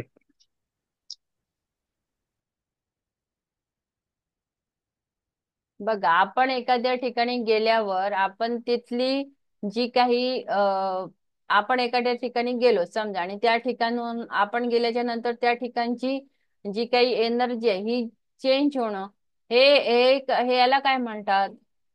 आपण तिथे गेलो, चेंज झाला म्हणजे आपल्यामध्ये काहीतरी पॉझिटिव्हनेस आला, की आपल्यामध्ये काहीतरी पॉझिटिव्हनेस होता, किंवा आपल्याकडे काहीतरी शक्ती आहे ज्याच्यामुळे आपण तिथे गेल्यामुळे तिथली एनर्जी चेंज झाली. खूप लोक असं म्हणतात ना, की हा तुम्ही आमच्या घरी येऊन जा, किंवा आमच्या घरी या, तुम्ही आल्यावर आम्हाला बरं वाटतं, किंवा अशी लोक बोलतात ना, की तुम्ही आमच्या सोबत असल्यावर बरं वाटतं. हे का होतं? तर तुम्ही जेव्हा एखाद्या शक्ती बरोबर राहता, शक्ती तुमच्या बरोबर राहते, तेव्हा या गोष्टी होतात. असं कित्येक वेळेला असं होतं ना, की तुम्ही ज्या घरामध्ये राहता ती, म्हणजे एखादं समजा रेंटवर तो कोणी घर घेतलं, ज्या घरामध्ये राहता तुम्ही, जर ते नेहमी सतत आध्यात्मिक गोष्टी करत राहिला, स्पिरिच्युअलिटी करत राहिलात, तर तिथल्या ज्या काही नेगेटिव्ह एनर्जी असतात त्या दूर जातात, म्हणजे तुम्हाला तिथे त्रास होत नाही. पण एखाद्या वेळेला तुम्ही ते घर सोडलं आणि दुसरी व्यक्ती तिथे राहायला आली, तर त्या व्यक्तीला त्या गोष्टीचा त्रास होत राहतो कधी कधी. म्हणजे माझंच उदाहरण सांगते. मी नवी मुंबईमध्ये राहत होते, आणि 1 BHK फ्लॅट होता, खूप मोठा होता. आणि मी राहायला गेल्यावर माझं कसं असतं, माझं तिकडे एंजलचं ह्याचं त्याचं माझी साधना हे सगळं होतं. पण मी त्या रूम मध्ये जवळजवळ 7-8 वर्ष राहिले, पण मला कधीही त्रास झाला नाही. कधी म्हणजे मला कधी चुकूनही आठवलं नाही की असं मला. हा, मला एकदा फर्स्ट टाइम म्हणजे माझी आई एक्सपायर झालेली तेव्हा 1-2 महिना मी गावी गावी होते. त्याच्यानंतर जेव्हा मी एकदा फर्स्ट वेळेला गेलेले, तेव्हा मला असं जाणवलं की काहीतरी असं म्हणजे आपल्या प्रेस केल्यासारखं, म्हणजे असं ते मला तेवढंच जाणवलेलं. पण त्याच्यानंतर मला कधीच त्रास झाला नाही, कधीच नाही. मी कधी कधी एकटी पण असायची घरामध्ये, पण मला कधीच त्रास झाला नाही. पण मी ती रूम सोडली म्हणजे कशी, मी शिफ्ट झाले गावी. त्याच्यामुळे मी आल्याच्या नंतर काय झालं, की तिथे एक दुसरं कुटुंब आलं, आणि ना त्यांना लिटरली त्यांचा दरवाजा वाजवल्याचा आवाज यायचा. आणि माझ्या बाजूला एक मुलगी राहत होती, म्हणजे बाजूच्या फ्लॅटमध्ये. तिने मला एकदा फोन केला, बोलते ताई असं असं आहे, मला एक विचारायचंय. म्हटलं काय? तर बोलते तू ज्या रूम मध्ये राहत होती त्या रूम मध्ये तुला कधी असं जाणवलं का, कोणी दरवाजा वाजवला, हे वाजवलं ते वाजवलं? मी म्हटलं नाही, मला कधीच असा आवाज म्हणजे आला नाही, किंवा मला कधी जाणवलं नाही, याचा त्रास पण नाही झाला. इवन ती मुलगी ज्या रूम मध्ये राहत होती त्या रूम मध्ये आधी एक फॅमिली राहत होती, त्यांना पण तसा त्रास होत होता. पण त्या मुलीला कधी माहित नाही तिला जाणवला की नाही, पण मला कधीच जाणवला नव्हता. म्हणजे मी नंतर आल्याच्या नंतर जी लोक तिथे राहायला आले त्यांना तो त्रास व्हायला लागला. तर आपण ह्या ज्या आध्यात्मिक साधना करतो ना आपल्या घरामध्ये, त्यांनी ह्या गोष्टी सुद्धा म्हणजे निघून जातात आपल्या घरामधून. म्हणजे मी जेव्हा क्लास असेल ना, तेव्हा अजून एक हे माझ्यासोबत घडलेलं एक हे सांगेन, की मी आत्म्याबरोबर कशी म्हणजे संवाद झालेला. म्हणजे मी असं बघितलेलं की आत्म्याबरोबर काही लोक बोलतात, पण मी लाईव्ह ते अनुभवलं नव्हतं. आणि मी अनुभवलेलं होतं की ते आत्म्यांबरोबर बोलताना, म्हणजे मला कधी कधी ते आठवलं की आता हे वाटतं की अरे असं. म्हणजे परत माझे मिस्टर बोलले की असल्या काही केसेस झाल्या तर परत घ्यायच्या नाही हा. म्हणजे असं असू शकतं की तुमच्या त्या दिवशी मला म्हणजे इवन ती मुलगी निघून गेल्याच्या नंतर मला स्वतःलाच रडत होते मी. का तर मी म्हणजे मला माहित नव्हतं. मी देवाला म्हणत होते की अरे देवा, तू माझ्यात एवढी शक्ती दिलीस हे मला आज कळलं. म्हणजे आपल्यामध्ये काही गोष्टी अशा असतात की आपल्याला माहित नसतात, त्या कोणीतरी आपल्याला दाखवून द्याव्या लागतात, किंवा अशा काहीतरी आपल्या आयुष्यामध्ये घटना घडाव्या लागतात की त्याच्यातून आपल्याला कळतं की बाबा ही माझ्याकडे शक्ती आहे, या शक्तीचा मी काहीतरी वापर करू शकतो.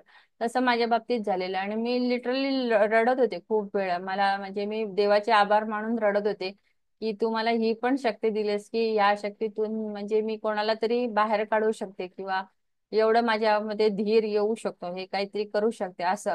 म्हणजे अशा काही गोष्टी आपल्याला कळतात. जसं म्हणतो ना की हनुमंतांना माहित नव्हते की त्यांच्यामध्ये एवढा समुद्राची उड्डाण करून जाण्याची शक्ती होती. ते जाबुवंतांनी त्यांना हे केलं. तसंच असतं आपल्या आयुष्यामध्ये, कोणतरी अशा व्यक्ती याव्या लागतात आणि त्या सांगतात आपल्याला की अरे नाही, तुझ्यामध्ये ही शक्ती आहे, तू कर.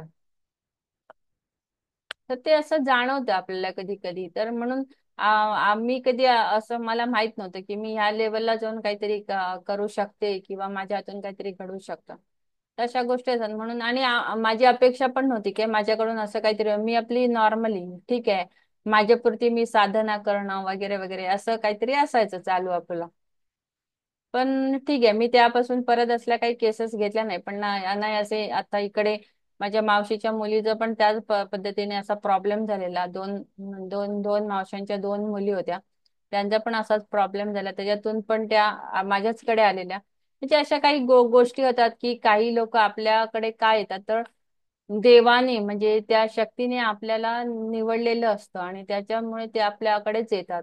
बाकीच्यांकडे का नाही जात, किंवा ती लोक आधी कुठे कुठे जाऊन आलेली असतात, तिकडे का त्यांना रिझल्ट येत नाही. तर त्याचं कारण हे असतं. म्हणून आपण आपल्याला स्ट्रॉंग बनवायचं असतं कुठल्याही गोष्टीने. तशा खूप गोष्टी आहेत, हो की हरकत नाही. कळलं ना म्हणजे काय आहे यंत्र मंत्र तंत्र याचं म्हणजे नेमकं काय असतं ते. आपण नेक्स्ट सॅटर्डे पासून करूया चालू. ठीक आहे, आज आता इथेच मी संपवते. ज्यांना कोणाला ऍडमिशन अजून बाकी घ्यायचं आहे त्यांनी ऍडमिशन घ्या. माझा नंबर आहे याच्यावर. आज माझं चुकून 21,000 रुपये असं लिहून झालेलं. आणि आमच्या ग्रुपवरच्या सगळ्यांना आश्चर्याचा धक्का बसलेला, अरे असं काय. तर ते माझ्याकडून चुकून झालेलं. 2100 रुपये फी आहे आपली यंत्रमंत्राची. ठीक आहे, ज्यांना ऍडमिशन घ्यायचे त्यांनी पेमेंट करा आणि मला स्क्रीनशॉट पाठवा. अं, आणि करूया आपण चालू. ठीक आहे, चला मग करू बंद.